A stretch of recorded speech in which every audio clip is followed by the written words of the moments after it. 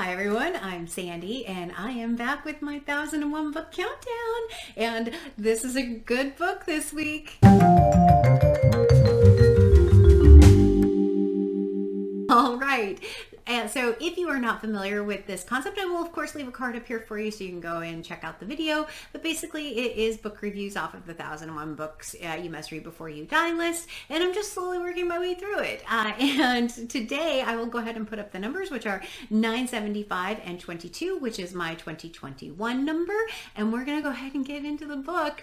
And I really enjoyed this book. It's not my favorite book that I've read off of the list, but it's not too far below it at this point. I was fortunate enough to get to do this as a buddy read with Britta Bohler, and the book that we picked up is George Eliot, Adam Bede. And so this book is the first of Eliot's novels, and it follows the namesake of Adam Bede. What I will try and do at the first part of this review for you is do it spoiler free, and then at the end I will talk through some of the very specific points, but I will give you a warning before I do so.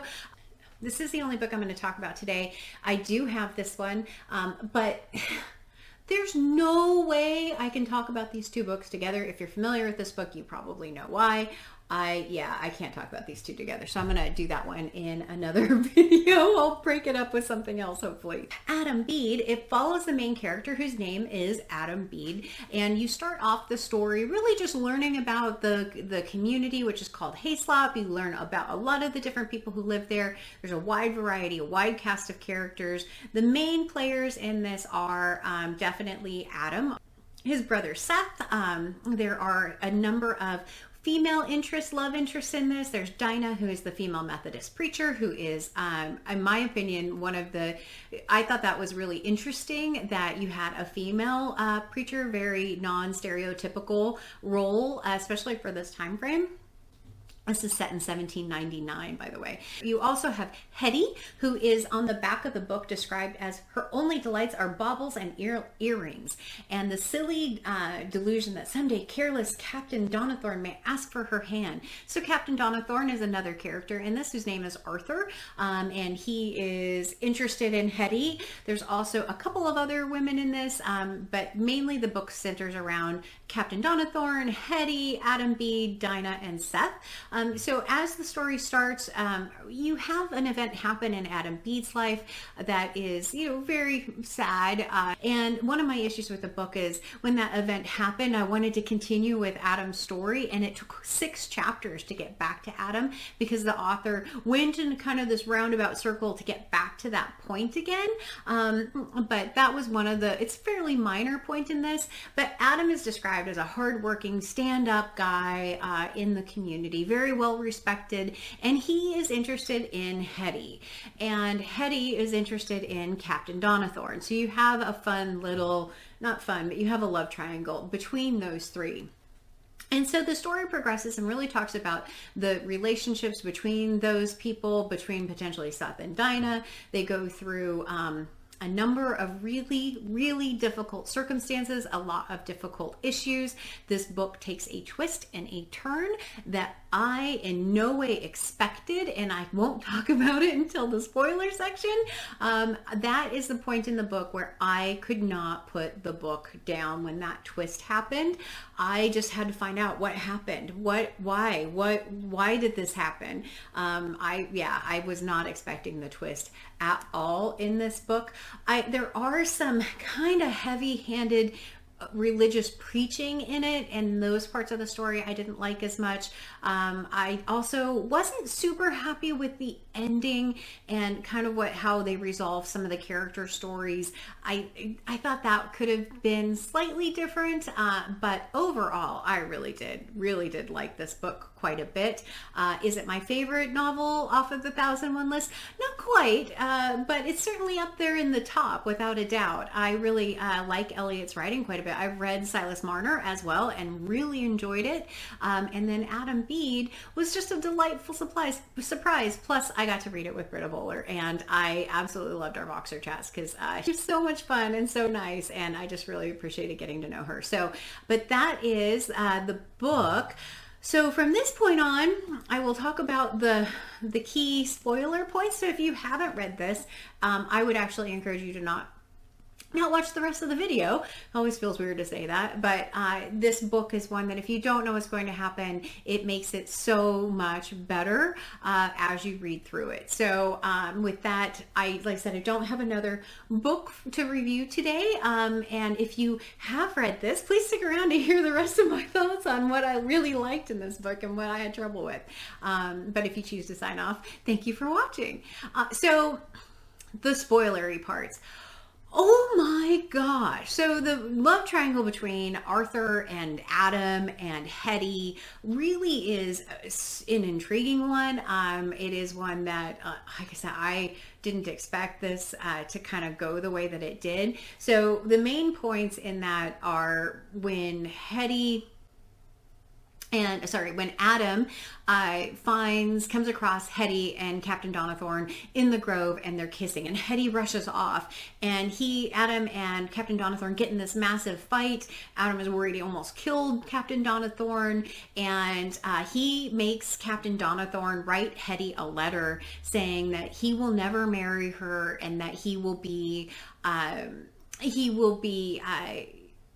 that he's leaving, and that he will never marry her, that she's not in his station. He doesn't quite say it in those same terms, but Adam makes him write that letter because he knows Captain Donathorn will never marry Hetty, and Hetty will never give up hope that Captain Donathorn will marry her. And then Adam delivers the letter to Hetty. What is that about? That's like the most twisted kind of thing I think ever. So from that point on, Captain Donathorn is gone. Hetty is just super sad and slowly starts to think maybe she could marry Adam, agrees to marry Adam, and they're preparing for their wedding. And then Hetty just starts to act really strangely. She starts to just kind of go in really odd behavior. And then you come to find out that Hetty was pregnant. I mean, for the time that this was written, it's like, okay, it wasn't just kissing in the grove. It was clearly a lot more than that happened in the grove. And Hetty is just desperate to find Arthur, desperate to figure out what she's going to do. She decides she's going to leave Hayslop and go to Windsor to find Captain Donathorn. And so she doesn't have a lot of money. She's also very, very pregnant by this time and knows that she can't marry Adam, is traveling by cart and walking, trying to get to Windsor. She's almost taking charity in places to try and get to him. And she's told everyone that she's going to go visit her cousin Dinah, and that's why she's going to be gone for a little bit. She gets to Windsor only to find out Arthur's not there. Arthur's in Ireland. And so now she's alone. She has no money. And she ends up at, I believe it's an inn, where she kind of sells some of her stuff to get some additional money to try and go to find her cousin Dinah. And at that point you leave Hetty and you go back to Adam, and Adam and the town are just kind of like, she's not back yet, that's weird, we would have expected her back by now. And then he goes to try and find her and can't find her. He's assuming she's trying to get to Ireland, so he's getting ready to prepare to go to Ireland to try and find her, and then ends up back home for a short period of time to say, hey, I couldn't find her, and ends up finding out that Hetty had been arrested. And that's the point in the book that my jaw dropped open. It was not expecting that. That's that point in there where you just go, there's a big twist in this book. Oh boy. And I had flipped through it and seen it said in the prison, and I immediately assumed it was Adam maybe, or Arthur in the prison, not that it was Hetty in the prison. So then to find out, okay, so she's being accused of murdering her child, and she has to go through a trial for that. And in the whole trial, she's not allowed to speak for herself. They have all these witnesses that have either seen her and said what happened, but she's not admitting anything. She's not saying anything. She's barely talking to anyone. And she is ultimately convicted of murder and sentenced to hang by her neck until dead. And so at that point, her cousin Dinah goes and sees her in the jail and gets the whole story out of her. And it's so tragic that she just felt that this happened. But she ultimately, basically, after she had birth, who knows, with everything kind of going on, she ended up leaving her baby basically in the woods in a hole, and the baby died. And so everything that they were accusing her of was actually true.